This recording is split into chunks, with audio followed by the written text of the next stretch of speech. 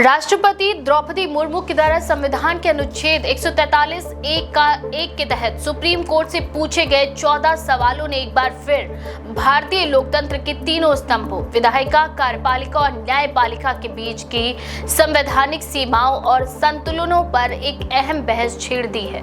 इस पूरे घटनाक्रम की पृष्ठभूमि तमिलनाडु से शुरू होती है, जहां हाल ही में सुप्रीम कोर्ट की एक पीठ ने यह आदेश दिया था कि राज्यपालों और राष्ट्रपति को राज्य विधानसभाओं के द्वारा पारित विधेयकों पर तय समय सीमा के भीतर निर्णय लेना चाहिए। इसी फैसले को आधार बनाते हुए राष्ट्रपति ने सवाल उठाए हैं कि क्या सर्वोच्च न्यायालय को एक ऐसा आदेश देने का अधिकार है, जबकि संविधान में इस तरह की कोई स्पष्ट समय सीमा निर्धारित नहीं है। ये मामला अपने आप में अनूठा है, क्योंकि ये पहली बार है जब किसी राष्ट्रपति ने सुप्रीम कोर्ट से इतने प्रत्यक्ष और बुनियादी प्रकृति के सवाल पूछे हैं। राष्ट्रपति के द्वारा अनुच्छेद 143(1) का उपयोग करते हुए राय मांगी गई, जो कहता है कि राष्ट्रपति अगर ये समझती है कि कोई मामला ऐसा है जिस पर सर्वोच्च न्यायालय की राय जरूरी है, तो वह इसे कोर्ट के पास विचारार्थ भेज सकती हैं। संविधान की ये पहली व्यवस्था एक प्रकार से संवाद को कानूनी रूप देती है, लेकिन सवाल ये है कि क्या न्यायपालिका को ये अधिकार है कि वह कार्यपालिका के संवैधानिक कार्यों जैसे कि विधेयकों पर राष्ट्रपति या राज्यपाल की सहमति पर समय सीमा तय कर दे। सुप्रीम कोर्ट ने अपने 8 अप्रैल 2025 के फैसले में कहा था कि तमिलनाडु के राज्यपाल और राष्ट्रपति को राज्य के द्वारा पारित विधेयकों पर अनिश्चित काल तक निर्णय लंबित नहीं रखना चाहिए। न्यायमूर्ति JB पारदीवाला की अध्यक्षता वाली पीठ ने कहा था कि ये प्रक्रिया लोकतांत्रिक शासन की भावना के विरुद्ध है और विधायिका की संप्रभुता को कमजोर करती है। पीठ के इस फैसले को कई कानूनी विशेषज्ञों और राजनीतिक विश्लेषकों ने न्यायपालिका की सक्रियता यानी कि जुडिशियल एक्टिविज्म के रूप में देखा है। वहीं उपराष्ट्रपति जगदीप धनखड़ समेत कई कार्यपालिका से जुड़े वरिष्ठ व्यक्तियों ने इस फैसले पर असहमति जताई और इसे न्यायपालिका की हद से बाहर दखल बताया है। राष्ट्रपति मुर्मू का ये कदम इस व्यापक बहस का ही एक संवैधानिक विस्तार है। उन्होंने न केवल सुप्रीम कोर्ट के अधिकारों को स्पष्ट करने की मांग की है, बल्कि ये भी पूछा है कि क्या राष्ट्रपति और राज्यपाल के कार्य पूरी तरह कार्यपालिका के अधीन हैं या उनसे न्यायिक हस्तक्षेप की कोई सीमाएं तय की जा सकती हैं। उन्होंने सवाल उठाया कि जब संविधान में राष्ट्रपति और राज्यपाल के लिए कोई समय सीमा नहीं दी गई है, तो फिर सुप्रीम कोर्ट ऐसा आदेश कैसे दे सकता है। उन्होंने आगे कहा कि क्या ये संविधान के अनुच्छेद 74 और 163 की भावना का उल्लंघन नहीं होगा, जिनमें मंत्रिपरिषद की सलाह के अनुसार कार्यपालिका की कामकाज की व्यवस्था दी गई है। ये मामला इसलिए भी महत्वपूर्ण है क्योंकि ये न्यायपालिका की भूमिका पर एक गहरी पुनर्रचना का अवसर प्रस्तुत करता है।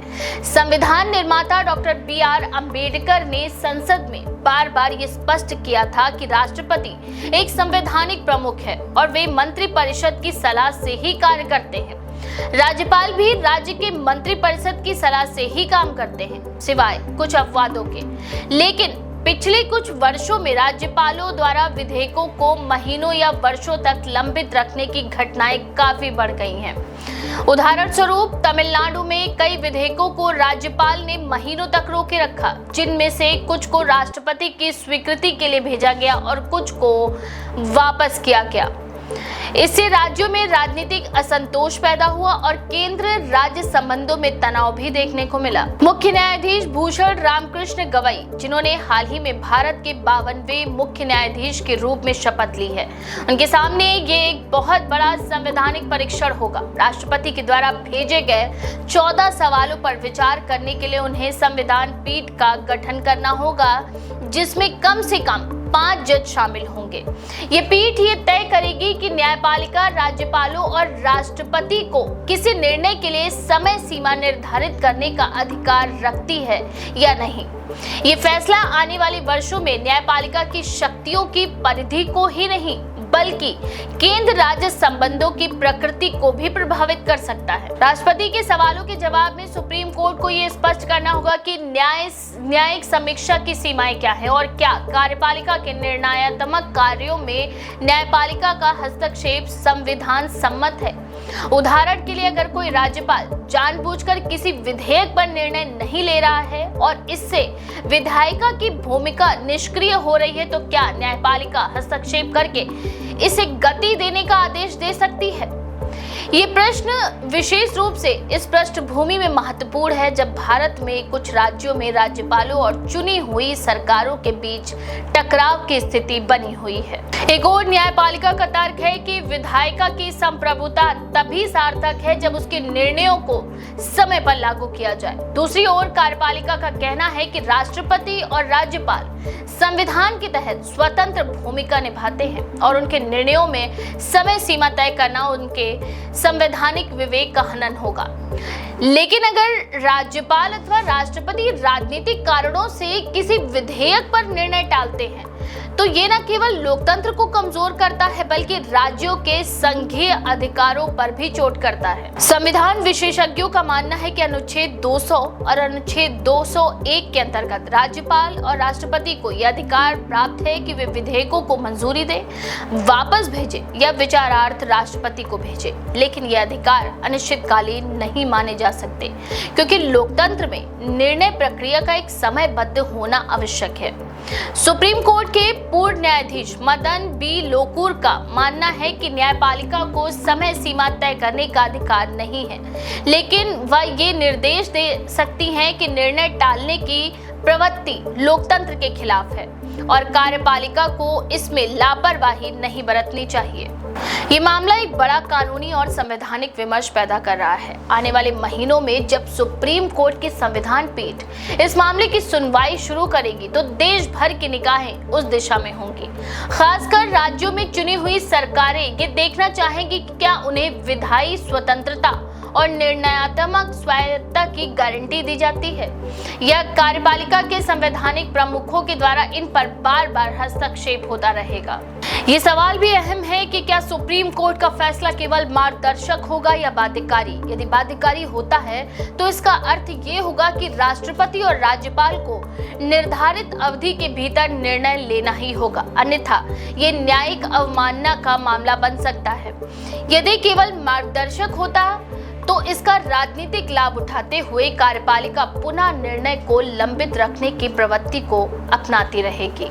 राजनीतिक दृष्टिकोण से देखा जाए तो ये मामला संघवाद की भावना को और भी गहराई से प्रभावित करता है। क्षेत्रीय दलों और राज्य सरकारों ने लगातार ये आरोप लगाया है कि राज्यपालों को केंद्र सरकार का राजनीतिक उपकरण बनाकर राज्यों की स्वायत्तता हस्तक्षेप किया जा रहा है। ऐसे में अगर सुप्रीम कोर्ट राज्यपालों की विवेकाधीन शक्तियों पर सीमाएं तय करता है तो ये राज्यों को राहत देने वाला भी कदम हो सकता है। वहीं दूसरी ओर केंद्र सरकार इस मुद्दे को न्यायपालिका की अति सक्रियता के रूप में देख रही है। उनका मानना है कि राष्ट्रपति और राज्यपाल संविधान के संरक्षक होते हैं और उनके विवेक पर सवाल उठाना संघीय संतुलन को बिगाड़ सकता है। यही वजह है कि केंद्र ने राष्ट्रपति के माध्यम से ये सवाल सुप्रीम कोर्ट के समक्ष रखवाया ताकि इस संवैधानिक जटिलता पर अंतिम रूप से स्थिति स्पष्ट हो सके।